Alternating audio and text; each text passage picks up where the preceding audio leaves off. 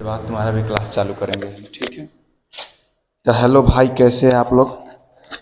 आशा करते अच्छे होंगे, ठीक है। तो आइए आज के इस टॉपिक में हम लोग कंप्लीट करने वाले हैं क्या, मैटर के बारे में, ठीक है। तो दोस्त, मैटर के बारे में पिछले क्लास में आपको बताए होंगे कि मैटर क्या होता है। तो anything is said to be matter if they have mass, volume and occupy space. Matter के कंसेप्ट में तीन बातें आपको याद होना अनिवार्य है। क्या क्या? तो वो है आपके पास मास, वॉल्यूम एंड ऑक्यूपाई स्पेस। ये तीन चीज यदि किसी भी मैटर में कंसेप्चुअली होता है तो उसको मैटर सेट किया जाता है। सपोज आपके पास एक बोतल है, ठीक है। आप इस बोतल के एग्जांपल से देखिए, इसके पास कुछ ना कुछ मास होगा, ठीक है। दूसरा पॉइंट ऑफ व्यू क्या है, इसके पास कुछ वॉल्यूम होगा। और थर्ड पॉइंट ऑफ व्यू से आप इसको चेक करिएगा तो इसके पास क्या हो जाएगा बाबू, तो इसको जहाँ पे रखोगे वहाँ के स्पेस को कवर कर लेगा, ठीक है। तो it is said to be matter, ठीक है। अब हमको यहाँ पे डिस्कशन करना है कि स्टेट ऑफ मैटर, ठीक है। मैटर कितने स्टेट होते हैं, ठीक है। तो यहाँ पे मैटर के जो स्टेट होता है वो मेनली कितना होता है, 3 होता है ना। तो आप भी राइट करिएगा करंट मैटर को आप लिखकर इस प्रकार से राइट करिए। और there are 3 state of matter. First solid state,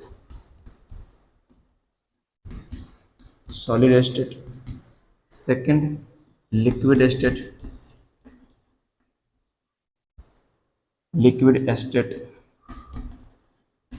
and third gas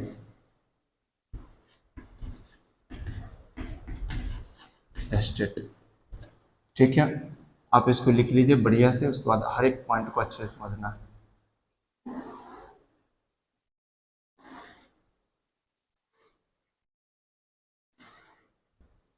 देखिए, जो मैटर होता है आपके पास तीन ही नेचर में दिखाई देता है, ठीक है। सॉलिड में, या तो लिक्विड में, या तो गैस में। लेकिन मैटर आपके पास एक और स्टेट है जिसका नाम है प्लाज्मा स्टेट, ठीक है। जो मैटर के 4th स्टेट में काउंट किया जाता है उसका नाम होता है प्लाज्मा स्टेट या प्लाज्मा अवस्था, ठीक है। लेकिन आपके सिलेबस के अकॉर्डिंग ये तीन ही चीज पे ध्यान देना, सॉलिड, लिक्विड और गैस पे, ठीक है। फर्स्ट यदि आपसे बात करता है कि सॉलिड क्या है, तो देखो ध्यान से यहाँ पे सॉलिड के पहले मैं कंस्ट्रक्शंस को आपको दिखाता हूँ। ये सपोज आपके पास सॉलिड है, ठीक है। अच्छे से उसको देखना किस प्रकार से सॉलिड का पिक्चर बनेगा आपके पास।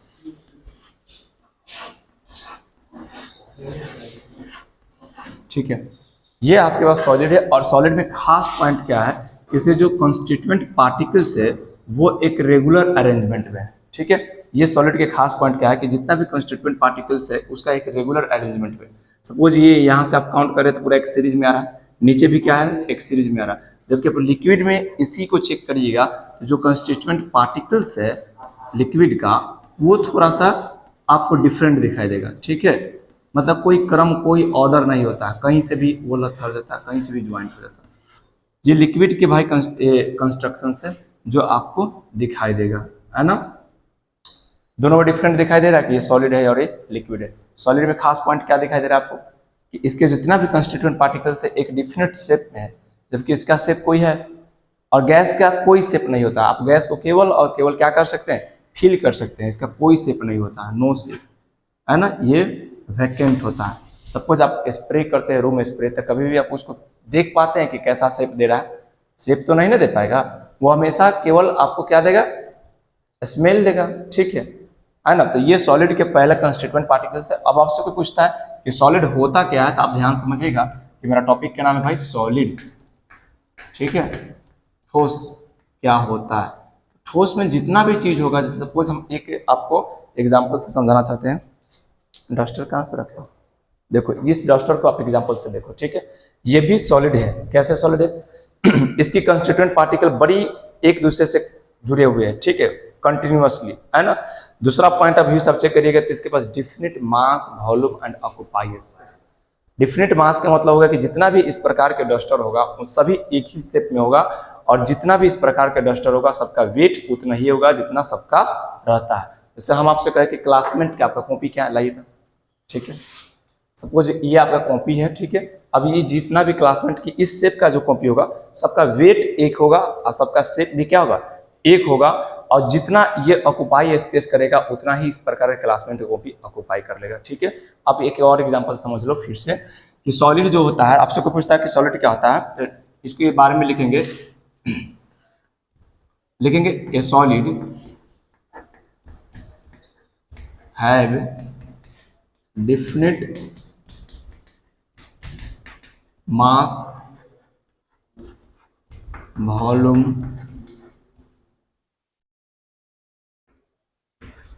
And shape. एग्जाम्पल के तौर पे आप कर सकते हैं बुक, पेन, etc। ये सॉलिड का एग्जाम्पल है जो आप आसानी से इसको कवर कर सकते हैं। ठीक है भाई, आप इसको नोट डाउन करिए तेजी से, हम इसको इरेज कर देते हैं। क्या विकास जी, निशु से पूछ रहे हो समाचार के हाल चाल?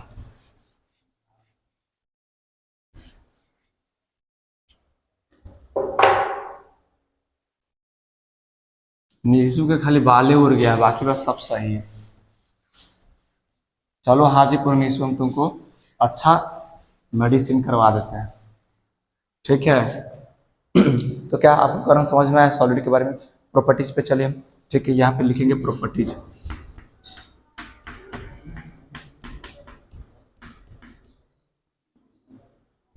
प्रॉपर्टीज के ऊपर चलते हैं। ठीक है, किसकी प्रॉपर्टीज की बात करेंगे?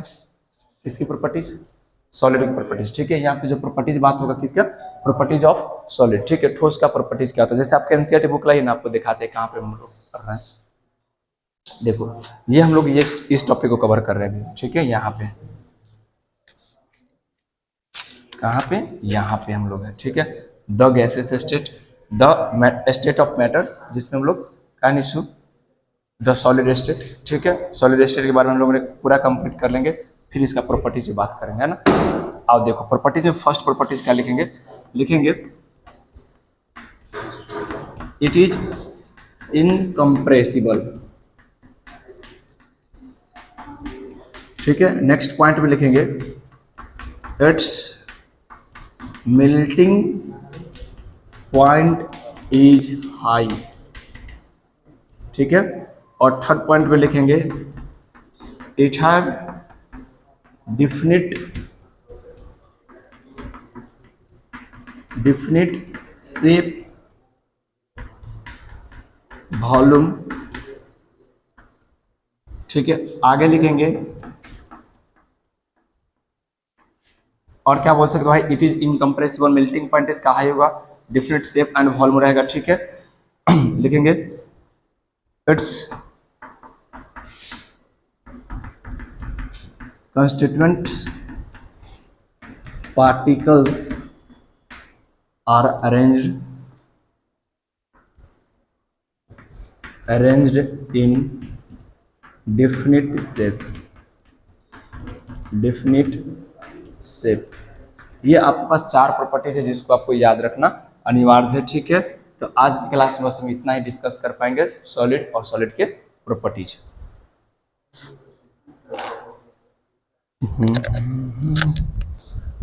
निशु